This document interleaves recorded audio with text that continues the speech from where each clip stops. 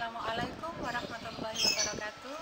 Selamat pagi anak-anak sahabat biologi. Pada pagi hari ini Bu Agustin akan menjelaskan tentang pertumbuhan dan perkembangan. Nah, ini adalah merupakan hasil dari pertumbuhan dan perkembangan. Semula pohon ini adalah sangat kecil, sekarang sudah besar. Ini merupakan proses pertumbuhan dan perkembangan. Contoh yang lain kalian bisa lihat, ini ada pohon bunga mawar. Ini kunyit. Nah, ini ada kucing. Kucing ini pun juga merupakan hasil dari pertumbuhan dan perkembangan. Untuk memahami konsep pertumbuhan dan perkembangan, kita akan lanjutkan pada penjelasan selanjutnya. Pertumbuhan dan perkembangan pada makhluk hidup. Setiap makhluk hidup mengalami pertumbuhan dan perkembangan untuk melestarikan jenisnya. Sebelum kita memahami konsep tentang pertumbuhan dan perkembangan, marilah kita lihat bagaimana proses perkecambahan biji berikut ini. Perkecambahan biji kacang hijau diawali dari peristiwa imbibisi, yaitu masuknya air ke dalam kulit biji yang menyebabkan enzim amilase menjadi aktif merubah amilo menjadi glukosa sebagai sumber energi dalam proses metabolisme. Hasil energi ini juga mengaktifkan enzim hormon auksin dan giberelin untuk memacu pembelahan dan pemanjangan sel yang menyebabkan pertumbuhan pada perkecambahan biji menjadi lebih baik.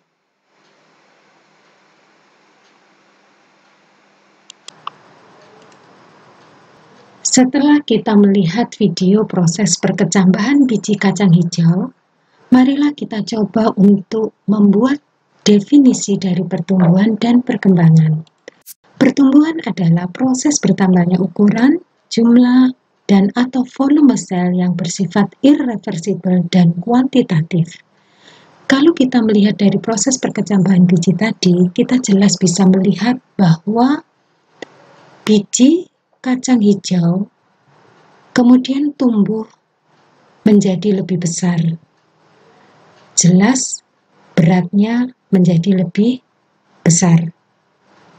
Kemudian itu yang dikatakan dengan kuantitatif dan bersifat irreversibel. Kuantitatif bisa diangkakan, irreversibel tidak bisa balik. Jadi kalau semula dari biji kacang yang kecil, beratnya ringan, kemudian dia tumbuh menjadi kecambah, dan kecambah ini kalau ditimbang maka akan lebih berat daripada biji kacang hijau tadi. Nah, ini tidak bisa kembali. Jadi semula beratnya mungkin 2 gram, setelah menjadi kecambah mungkin jadi 5 gram. Nah, dari 5 gram ini tidak bisa kembali menjadi 2 gram. Nah, itu artinya bersifat irreversibel.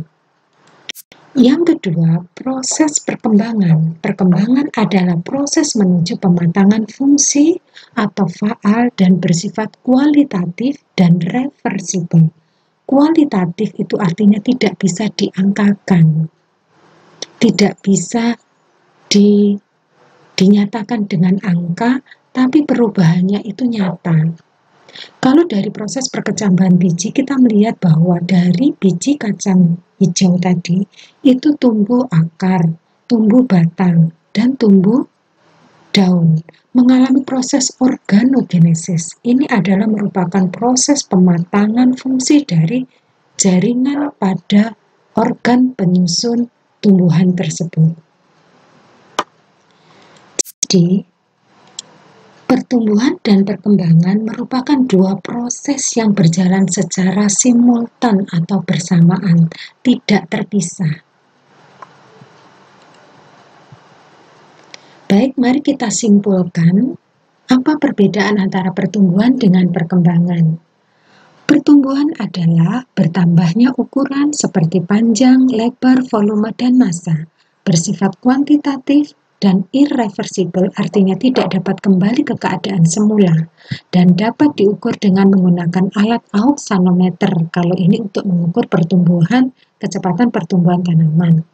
Sedangkan perkembangan adalah suatu proses menuju kedewasaan, menuju pada suatu keadaan yang lebih tinggi, lebih teratur, dan lebih kompleks. Bersifat kualitatif, reversible, artinya dapat kembali ke keadaan semula dan tidak dapat diukur. Untuk memahami lebih lanjut tentang pertumbuhan dan perkembangan, marilah kita pelajari tentang struktur biji pada tanaman monokotil dan tanaman dikotil. Pada biji tanaman monokotil, misalnya pada biji jagung, ini pada bagian luar adalah jaringan buah, melindungi kulit biji. Pada bijinya itu terdapat endosperm yang ini menyediakan cadangan makanan bagi pertumbuhan pada calon embrio. Ini adalah kotiledon atau pada monokotil disebut scutellum. Ini coleoptil dan ini adalah plumula, calon daun. Kemudian ini hipokotil dan ini radicula yang nanti akan membentuk akar. Ini coleorhiza. Sementara pada biji kacang tanah atau kelompok tumbuhan dikotil, ini kulit bijinya. Di sini adalah kotiledon yang merupakan penyimpan cadangan makanan. Kemudian ini hipokotil, ini epikotil, dan ini plumula. Radicula ini ya, jadi calon akarnya. Pada pertumbuhan tanaman itu diawali pada proses perkecambahan biji. Perkecambahan biji itu dibagi menjadi dua macam. Ada perkecambahan hipogeal dan ada perkecambahan epigeal. Perkecambahan hipogeal adalah perkecambahan biji yang ditandai oleh kotiledon tetap tertinggal di dalam tanah karena pertumbuhan epikotil lebih cepat daripada hipokotil, sehingga plumula menembus tanah ditopang oleh epikotil dan meninggalkan kotiledon tetap berada di dalam tanah. Contohnya adalah perkecambahan pada biji kacang tanah dan kacang kapri. Kalau kita ilustrasikan adalah seperti ini. Pada perkecambahan hipokotil pada biji kacang kapri terlihat seperti ini. Ini kotiledon tetap tertinggal di dalam tanah. Kotiledonnya ini.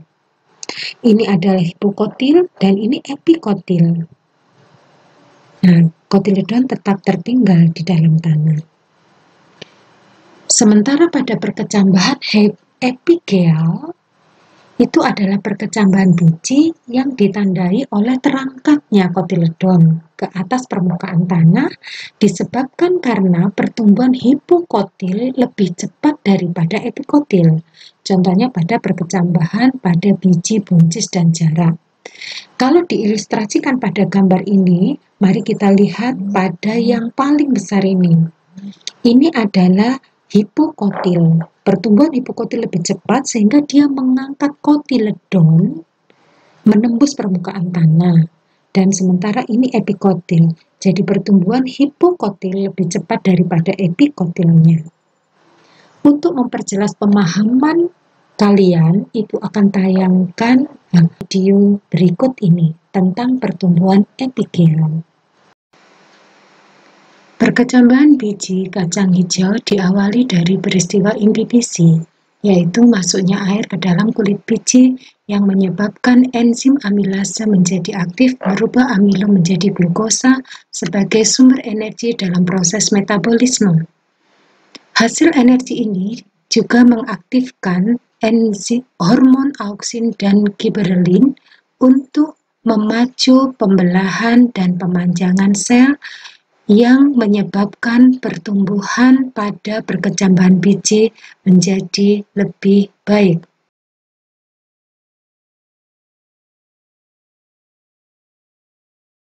Setelah mengamati video tentang perkecambahan epigeal, jelaslah bahwa secara umum pertumbuhan dan perkembangan pada tumbuhan diawali oleh stadium zigot yang merupakan hasil perbuahan sel kelamin betina dengan jantan.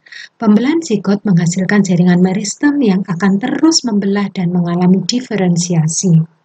Diferensiasi merupakan perubahan yang terjadi dari keadaan sejumlah sel. Kemudian sel ini akan membentuk organ-organ yang mempunyai struktur dan fungsi yang berbeda.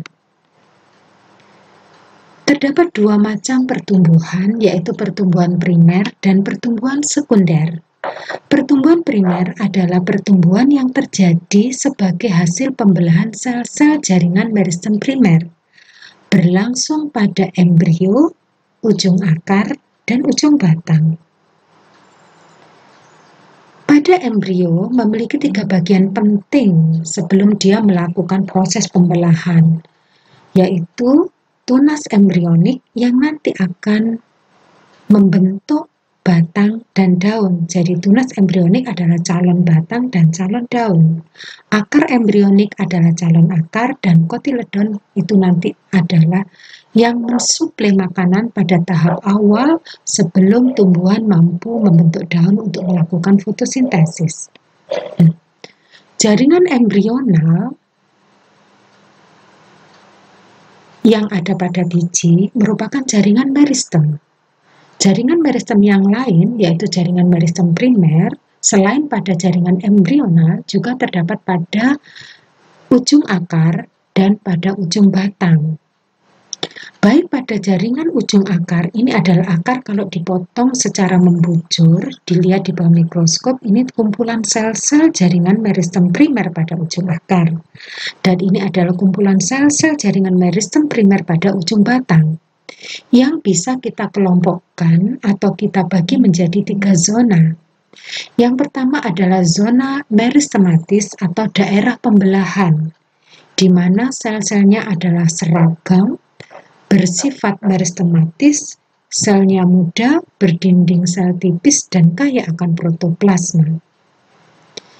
Kemudian naik sedikit, ini adalah zona pemanjangan. Zona pemanjangan atau elongasi, di mana sel-selnya mengalami proses pemanjangan sel. Kemudian naik lagi, ini adalah zona diferensiasi, di mana pada jaringan tersebut masing-masing sel akan berubah atau berdiferensiasi membentuk jaringan yang lebih spesialis, lebih pada fungsi yang kompleks. Selain ada jaringan meristem primer, juga ada jaringan meristem sekunder.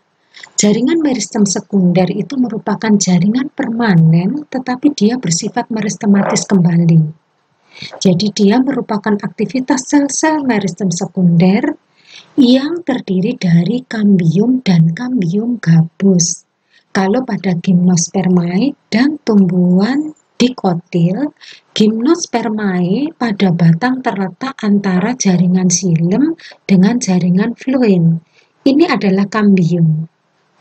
Nah, kambium yang terletak di antara jaringan xilem dan jaringan phloem disebut jaringan kambium intervasikuler. Aktivitas jaringan kambium ke arah dalam ini membentuk xilem sekunder, dan aktivitas kambium ke arah luar ini membentuk phloem sekunder. Ini merupakan kambium gabus sebagai pelindung dari kulit batang. Aktivitas dari jaringan meristem primer menyebabkan pertumbuhan primer, yaitu pertumbuhan tinggi. Pada pertumbuhan sekunder ini, aktivitas jaringan meristem sekunder menyebabkan pertumbuhan sekunder, yaitu pertumbuhan melebar. Kalau pada tanaman dikotil, misalnya pada batang tumbuhan jati, kalau kita potong batangnya, kita akan bisa melihat lingkaran-lingkaran tahun yang merupakan aktivitas dari jaringan meristem sekunder. Baik, kita akan lanjutkan pada faktor-faktor yang mempengaruhi pertumbuhan dan perkembangan pada tumbuhan. Ada 2 macam faktor yang mempengaruhi, yaitu faktor internal. Faktor internal adalah faktor dari dalam. Dibagi 2, ada faktor intrasel di dalam sel, yaitu gen, dan ada faktor intersel. Intersel, faktor yang berada di antara sel, yaitu hormon. Hormon pada tumbuhan terdapat auksin, giberelin, sitokinin, etilen, asam absisat, kalin, dan asam traumalin. Sementara faktor luar atau faktor eksternal yang mempengaruhi pertumbuhan pada tanaman adalah suhu atau temperatur, cahaya matahari, air, pH, dan oksigen, serta nutrisi atau unsur hara. Baik, kita akan bahas satu persatu. Gen sebagai senyawa asam nukleat yang mempengaruhi pewarisan sifat atau keturunan ini terdapat di dalam DNA, pada kromosom, di dalam inti sel. Mari kita lihat, ini semua adalah tanaman jeruk. Nah, tanaman jeruk ini spesiesnya sama, tapi susunan genetisnya berbeda sehingga menampilkan morfologi, sifat, karakter, warna, dan rasa yang berbeda. Ini semua dipengaruhi oleh faktor genetis. Yang berikutnya adalah hormon. Yang kedua, hormon merupakan senyawa kimia yang terdiri dari protein yang berfungsi sebagai zat perangsang mengaktifkan sel-sel untuk bertumbuh dan berkembang. Biasanya terdapat hampir di semua makhluk hidup. Untuk tumbuhan disebut fitohormon. Mari kita jelaskan hormon-hormon yang berpengaruh pada pertumbuhan tanaman. Yang pertama adalah auksin. Auksin banyak ditemukan pada ujung tunas maupun ujung akar. Jadi pada tanaman terdapat pada ujung batang dan ujung akar. Fungsi dari hormon auksin ini adalah untuk merangsang perpanjangan sel, pembentukan bunga dan buah, merangsang perpanjangan titik tumbuh, menggiatkan sel-sel kambium untuk membentuk sel-sel baru. Jadi ini pun untuk pertumbuhan sekunder. Hormon yang kedua adalah giberelin. Giberelin ditemukan pertama kali oleh Fujikuro Kurosawa, orang Jepang, pada tahun 1926 pada jamur parasit tanaman padi yaitu Gibberella fujikuroi. Giberelin berfungsi merangsang aktivitas jaringan kambium, merangsang pertumbuhan bunga lebih cepat, dan menghambat pertumbuhan biji atau menyebabkan dormansi biji. Berikut adalah hasil eksperimen pemberian konsentrasi giberelin yang berbeda pada tanaman yang sama. Jika diberikan konsentrasi giberelin dalam jumlah besar, maka pertumbuhan tanaman ini jauh lebih cepat daripada yang diberi giberelin dalam konsentrasi kecil. Sementara ini hasil percobaan di mana tanaman yang ini tidak diberi giberelin, sementara yang bagian kanan ini diberi giberelin. Hasilnya berbeda secara signifikan. Hormon yang ketiga adalah sitokinin. Sitokinin ditemukan pertama kali pada batang tembakau yang berfungsi untuk merangsang pembelahan sel pada tunas, merangsang pertumbuhan tunas lateral atau tunas samping, merangsang pelebaran daun, dan menyebabkan pertumbuhan akar lebih cepat. Yang keempat, hormon kalin. Kalin berfungsi untuk merangsang pembentukan organ, tergantung organ mana yang dipengaruhi. Jika batang yang dipengaruhi, hormonnya namanya kaulokalin. Rizokalin mempengaruhi pertumbuhan pada akar, filokalin pada daun, dan antokalin pada bunga.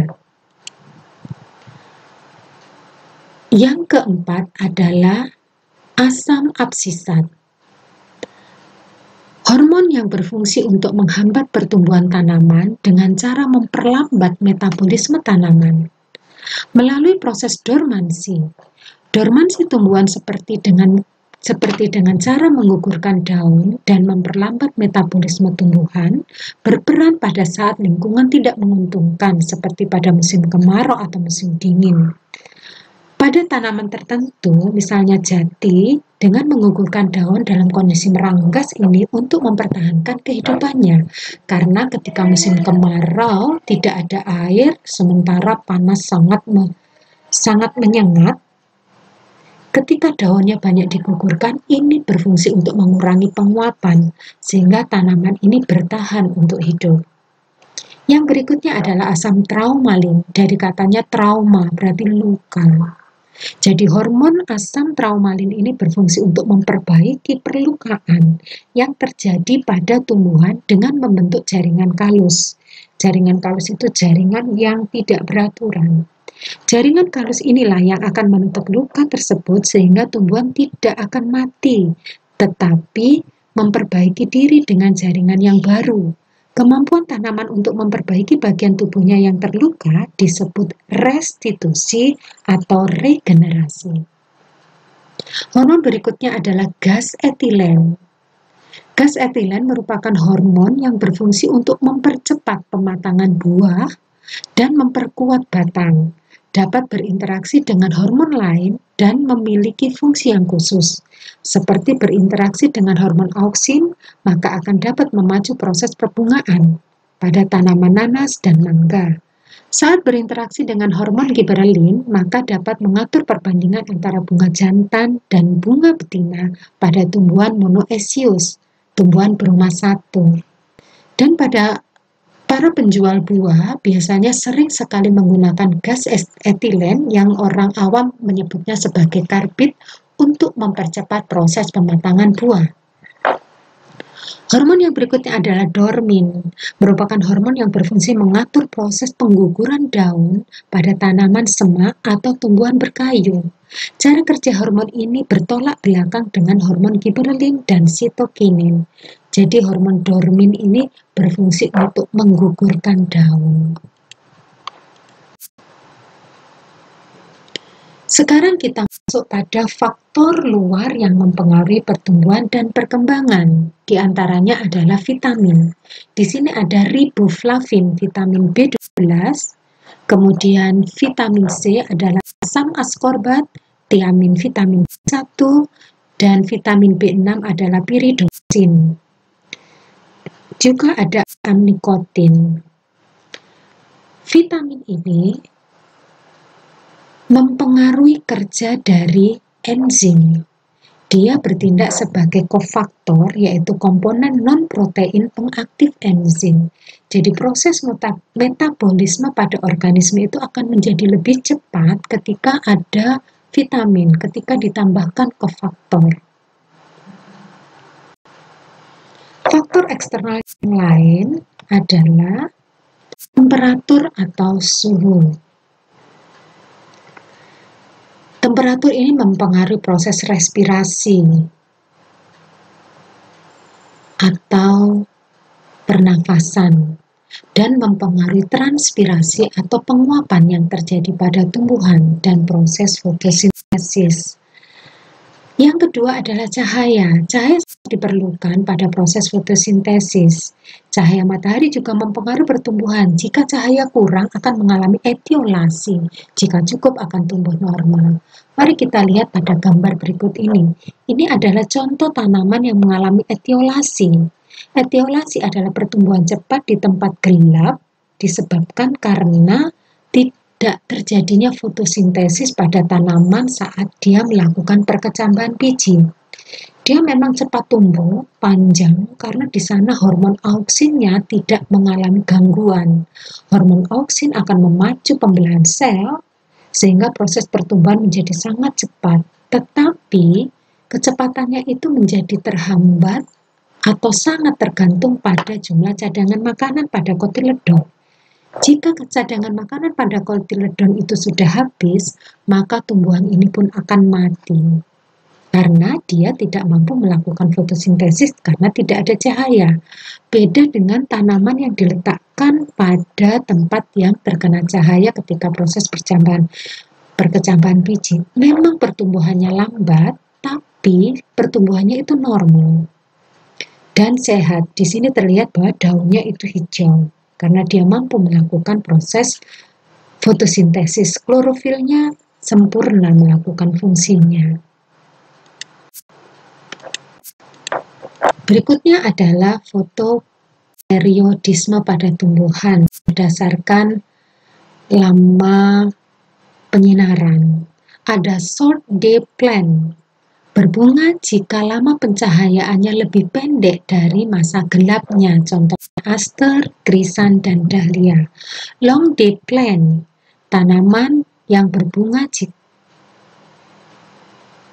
jika lama pencahayaannya lebih panjang dari kegelapan, misalnya bayam, kentang, dan gandum.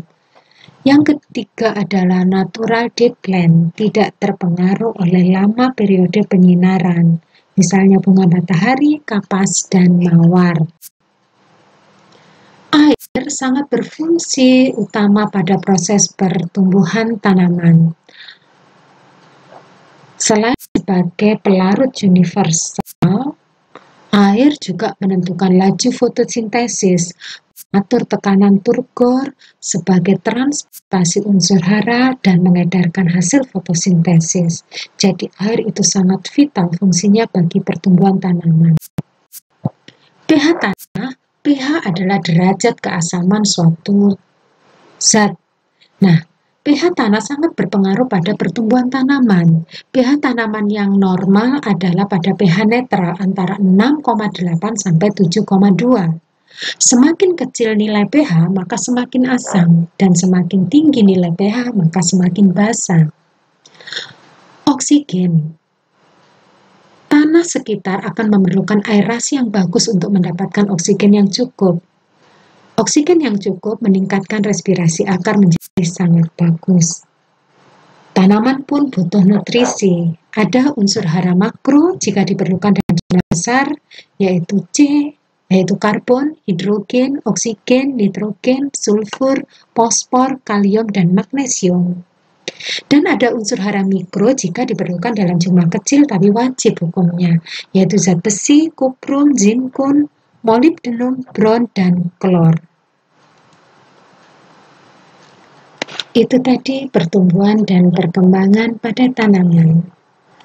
Baik teman-teman, sahabat biologi, kita akan lanjutkan pertumbuhan dan perkembangan pada hewan.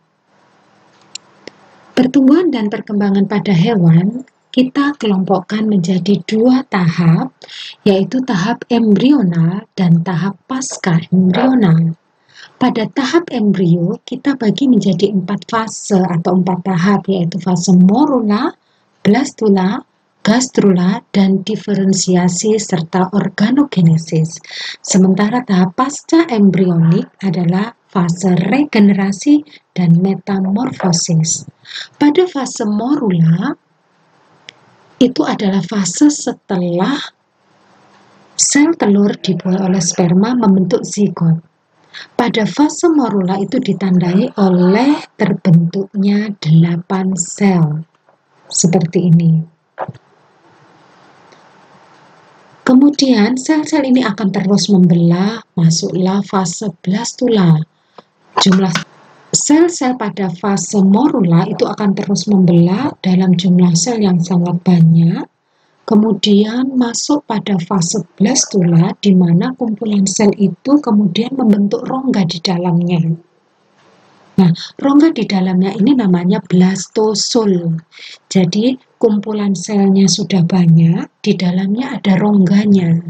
Nah, itu dikatakan blastula. Rongga itu disebut blastosul. Kemudian, bola ini melakukan invaginasi, pelekukan ke dalam, ini disebut fase gastrula, sehingga pelekukan ini akan membentuk 3 lapisan yang disebut dengan triploblastik. Karena tersusun oleh 3 lapisan, yaitu lapisan ektoderm, lapisan paling luar, mesoderm, lapisan tengah, dan endoderm, lapisan dalam. Masing-masing lapisan pada lapisan embrionik triploblastik itu nanti akan mengalami diferensiasi dan organogenesis. Berdasarkan ada tidaknya rongga pada lapisan embrionik triploblastik, maka organisme itu dikelompokkan menjadi 3. Ini contohnya. Ini adalah triploblastik acelomata, terdapat pada planaria, tidak punya rongga tubuh. Sementara ini adalah triploblastik pseudocelomata, yaitu triploblastik yang di sini terdapat rongga tubuh tapi dia semu, karena di sini ada jaringan mesodermnya. Sedangkan ini adalah triploblastik celomata. Contohnya pada manusia. Kalau ini yang pseudocelomata itu contohnya pada cacing gilik, kelompok Nemathelminthus. Baik, kita akan lanjutkan berikutnya, yaitu proses regenerasi dan metamorfosis. Regenerasi itu bisa diartikan proses pembentukan generasi baru, atau bisa jadi mengganti jaringan tubuh yang rusak. Kalau dikatakan sebagai proses pembentukan organisme baru, regenerasi ini bisa terjadi pada planaria. Jika planaria ini dipotong, maka bagian yang terpotong ini akan membentuk bagian yang hilang. Jadi dia mengalami proses fragmentasi. Apa yang terpotong, apa yang hilang, dia akan bentuk kembali. Ini namanya regenerasi. Kemudian yang kedua, metamorfosis. Pada perkembangan hewan, kelompok hewan tertentu, misalnya serangga, itu metamorfosisnya ada yang mengalami ametabola, hemimetabola, dan holometabola. Mari kita lihat pada kelompok serangga. Ini adalah serangga yang mengalami metamorfosis tidak sempurna. Mulai dari telur, kemudian membentuk larva, ini adalah semi-imago, yang nanti mengalami ekdisis, kemudian membentuk imago. Di sini ekdisis itu karena ada hormon ekdison untuk mengganti jaringan kulitnya. Untuk memperjelas pemahaman proses ekdisis ini, kita lihat video berikut.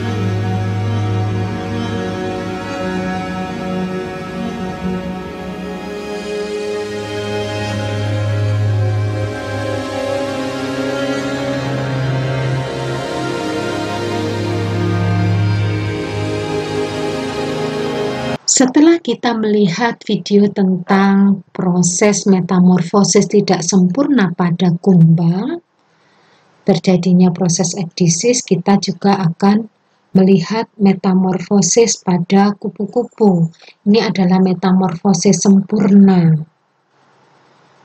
Ya, dimulai dari telur menetas membentuk larva. Ini adalah fase makan. Fase makan dan dia mengeluarkan kotoran, makan dan makan. Setelah kenyang, dia akan bertapa, masuklah dia fase pupa. Fase pupa atau fase kepompong. Kalau Bu Agustin bilang ini adalah fase permohonan maaf, dia bertapa untuk mohon maaf karena sudah menghabiskan tanaman. Ya. Setelah bertapa, diampuni dosanya, maka dia masuk fase kupu-kupu yang cantik, yang indah, yang bisa terbang. Jadi pertapaannya, permohonan maafnya dikabulkan, gitu ya. Ini masuk fase imago. Baik, kita akan lanjutkan bagaimana proses metamorfosis pada kata. Nah, ini mulai dari telur menetas menjadi berudu, kemudian berudu ini jadi kecebong yang berekor, kemudian ekornya putus, ekornya bukan putus, tapi ekornya itu mengalami rudimenter. Di sini terdapat enzim yang dihasilkan oleh lysosom yang disebut dengan lysozim. Dia berfungsi untuk menghancurkan atau autolisis. Jadi menghancurkan atau membunuh organ sel-selnya sendiri. Autolisis namanya. Sehingga terbentuklah kata. Untuk melihat proses bagaimana metamorfosis pada kata ini berlangsung, mari kita amati video berikut.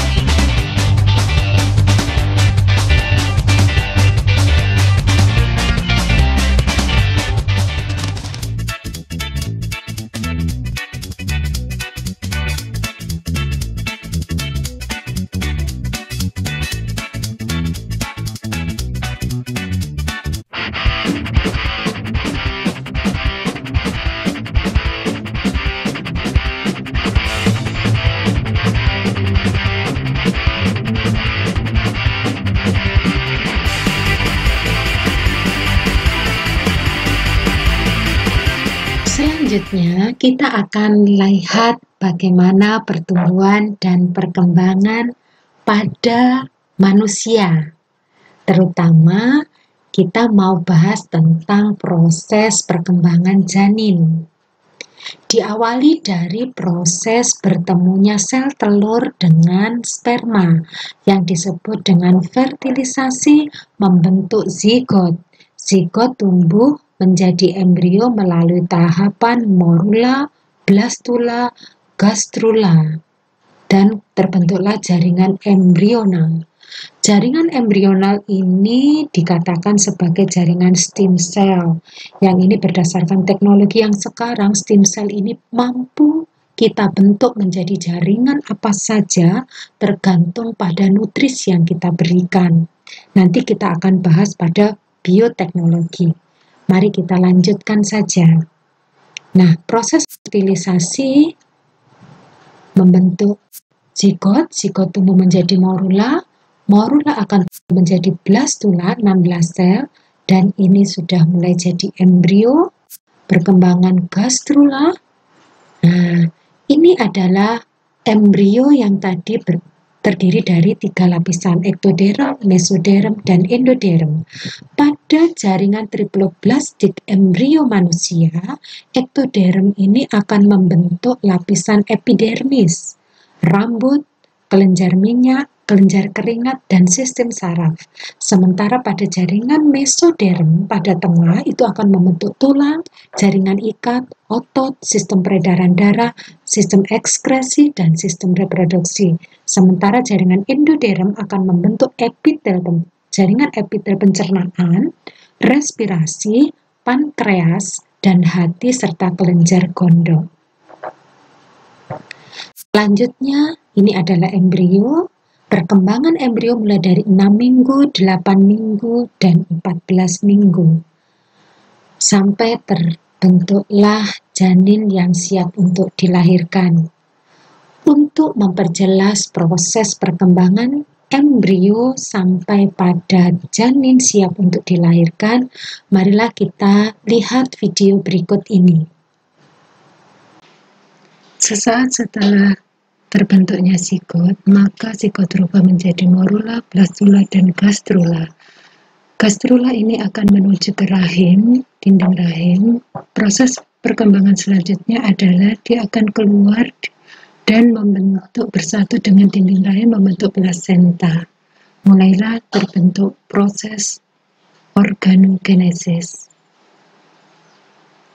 Di situ sudah terlihat bahwa jantung mulai terbentuk dan mulai bekerja. Degup jantungnya sudah mulai kelihatan. Kemudian ada kepala, notochord, ruas tulang belakang. Kemudian ini adalah plasenta. Plasenta dihubungkan pada umbilical cord.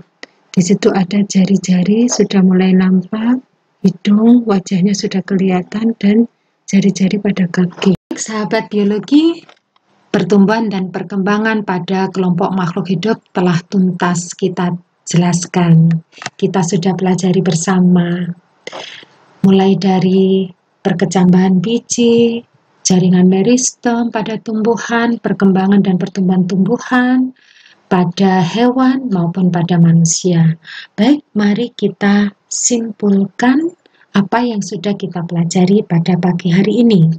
Pertumbuhan dan perkembangan itu terjadi pada hewan, tumbuhan, dan manusia. Pada hewan, pertumbuhan dan perkembangan ada yang tidak mengalami metamorfosis dan ada yang bermetamorfosis. Yang bermetamorfosis kita bagi menjadi kelompok holometabola dan hemimetabola. Sementara pada pertumbuhan dan perkembangan tumbuhan, kita bagi menjadi 2 pembahasan, yaitu perkecambahan biji dan pertumbuhan. Pada perkecambahan biji kita mengenal ada perkecambahan tipe epigeal dan hipogeal. Pada pertumbuhan kita mengenal ada pertumbuhan primer dan pertumbuhan sekunder. Pertumbuhan dan perkembangan pada manusia kita kelompokkan menjadi 2. Ada perkembangan janin atau pada masa embrio dan ada fase setelah dilahirkan. Pada perkembangan embrio kita bagi menjadi 5 fase, ada morula, blastula, gastrula, diferensiasi, dan organogenesis. Sementara pada fase setelah lahir kita kelompokkan menjadi balita, kemudian kelompok anak-anak, remaja, dewasa, dan tua. Selanjutnya yang kita juga sudah bahas mengenai faktor-faktor yang mempengaruhi pertumbuhan dan perkembangan. Ada faktor internal, faktor dari dalam, dan faktor eksternal, faktor dari luar. Faktor internal adalah hormon yang disebut faktor intersel di antara sel dan faktor intrasel atau gen. Gen itu terdiri dari genetis dan fisiologis. Sementara yang hormon pada manusia ada adrenalin, ADH, tiroksin, testosteron, ACTH, insulin, growth hormone, estrogen, progesteron, dan oksitosin. Pada kelompok hewan yang berperan adalah juvenil, ecdison, glukokortikoid, estrogen, dan progesteron. Pada tumbuhan hormonnya yang berperan adalah auksin, giberelin, sitokinin, kalin, asam traumalin, dan asam absisat. Sementara faktor eksternal terdiri dari nutrisi, cahaya, kelembapan, pH, suhu, air, karbon dioksida, dan oksigen.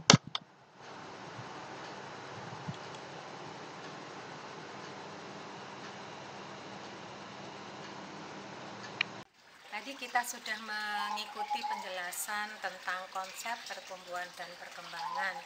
Ternyata banyak faktor yang mempengaruhi pertumbuhan dan perkembangan, baik dari faktor dalam maupun dari faktor luar. Bagaimana kita bisa meningkatkan hasil panen dengan memanfaatkan hormon? Bagaimana kita bisa memberikan terapi bagi orang-orang yang mengalami keterlambatan pertumbuhan? Karena di sana ada hormon yang bermain. Oke, semoga ilmu yang kita pelajari hari ini bermanfaat untuk kehidupan kalian. Oke, Ibu akhiri. Assalamualaikum warahmatullahi wabarakatuh. Salam sehat, salam semangat.